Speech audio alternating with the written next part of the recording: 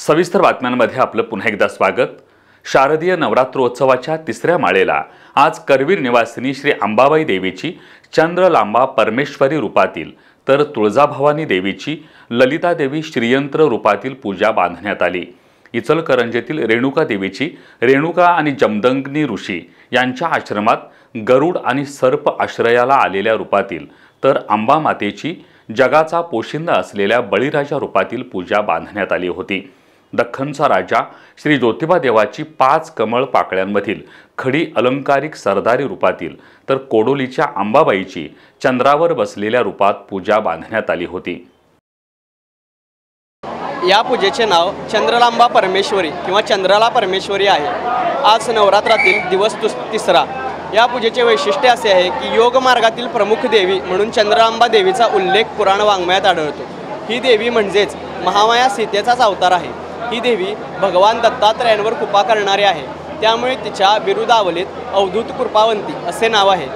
याची कथा अशी की शेषकन्येपासून इंद्रास सेतुराज नावाचा मुलगा प्राप्त झाला। हा सेतुराज म्हणजे समुद्रनाथ किंवा समुद्रदेव होय। श्री प्रभुराम लंका विजयानंतर अयोध्येत परतल्यानंतर विजयोत्सव साजरा केला गेला, पण समुद्रनाथाला आमंत्रण दिले नाही। त्यामुळे त्याने अयोध्येत येऊन श्री प्रभू रामचंद्रांची निर्भीत्सना केली। त्यावेळी सीतामाईंनी त्याला शाप दिला की या यकश्चित भ्रमराकडून तुझा प्राण जाईल व तुझा अहंकार नष्ट पावेल। पुढे हा समुद्रनाथ इंद्रपोटी व शेषकन्येपोटी सेतुराज म्हणून जन्मला।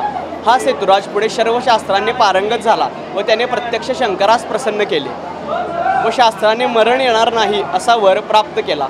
साधू संत ब्राह्मण ऋषी सती यांना त्रास दिल्यास वर नष्ट होईल असे शंकरांनी सांगितले, पण तो उन्मत्त झाला। पाप पुण्याचा फरक कळेना, तो भ्रष्ट होऊन वावरू लागला। एखाद्या अरण्यात फिरत असताना ती नारायण मुनींनी पत्नी चंद्रवदनेस पाहून मोहित झाला।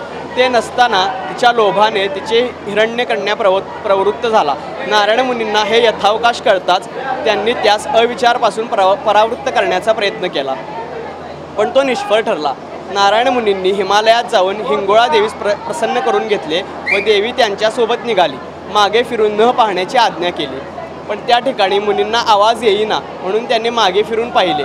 देवीने आता येथेच राहून कार्य करेन असे सांगितले। एक घट मुनींना दिला व सेतुराजाच्या प्रांगणात फोडण्याची आज्ञा केली। मुनींनी सेतुराजाच्या प्रांगणात घट फोडला, त्यातून 5 भ्रमर निर्माण झाले।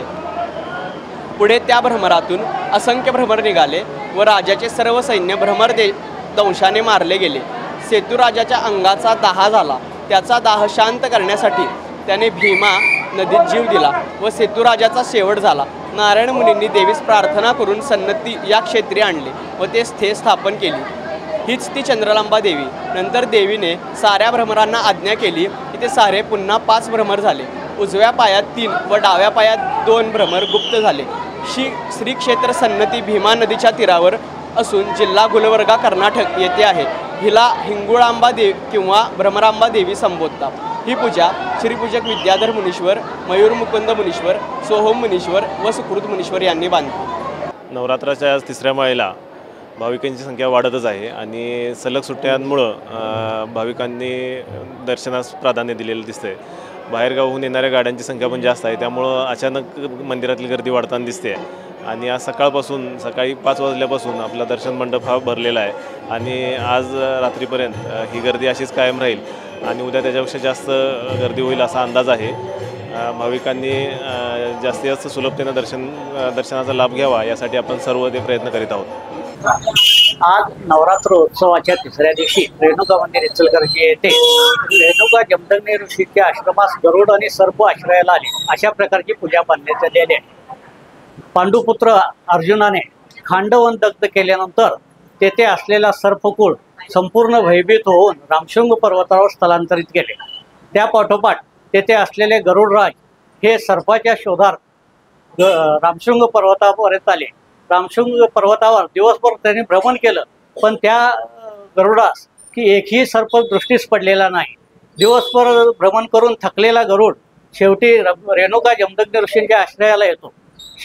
तेथे जमदग्नी ऋषी आणि रेणुका या गरुडास विचारतात की गरुडराज, आज खूप आपण थकलेला आहात, भुकेने तहानलेला आहात, व्याकुळलेला आहात, त्याचं कारण काय?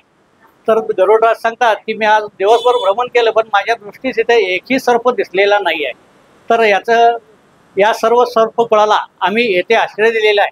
आमच्या आश्रमामध्ये वाघ, हरिण, सिंह, कुत्रा, हत्ती असे सर्व एकमेकाचे, उंदीर, साप, मुंगूस असे एकमेकाचे वैरी असलेले सर्व प्रेमाने इथं आणि आदराने एकमेकात राहतात.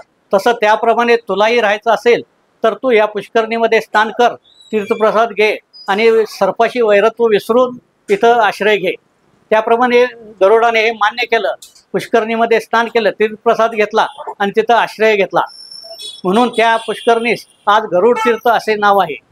श्री सद्गुरुनाथ महाराज की जय.